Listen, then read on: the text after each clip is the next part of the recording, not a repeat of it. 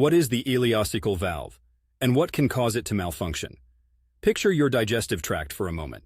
It's this winding, muscular tube where food undergoes a remarkable transformation. Each section has its particular sorcery that it performs on the sustenance we shove down our pie holes.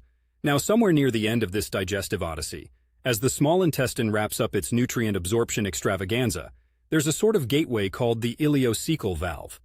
This small but mighty valve is the border control between the small intestine, ileum, and the large intestine, cecum.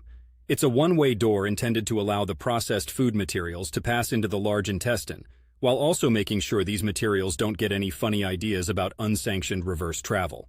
So, what can throw a wrench in this smooth operation? Well, a host of troublemakers can cause the ileocecal valve to malfunction. When this guard gets lazy, valve laxity, you might end up with bacteria or other substances from the large intestine waltzing back into the small intestine, leading to what we might call gastrointestinal insubordination. On the other hand, if our little gatekeeper becomes a bit too overzealous and clamps down hard, valve spasms, this can also be a problem. It's like that person at the club who won't let you leave. And neither of these scenarios is remotely comfortable, potentially causing abdominal pain, bloating, or changes in bowel habits. Just a few of the gut's greatest hits. Malfunction triggers can be diverse. Dietary indiscretions are frequent culprits. I'm looking at you, Big Mac, with a side of extra-large, everything-on-it nachos. Other lifestyle factors, like stress, can also upset the valve's equilibrium, which makes sense. After all, your gut is kind of an emotional weather vane.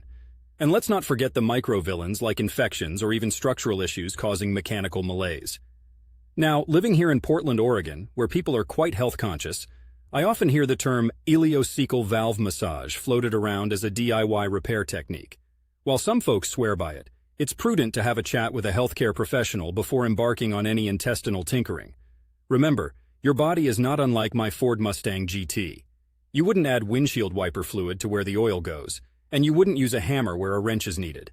Get that ileocecal valve the appropriate tune-up, and ensure your digestive motor purrs like a kitten, or roars like that classic American muscle car, depending on your preference.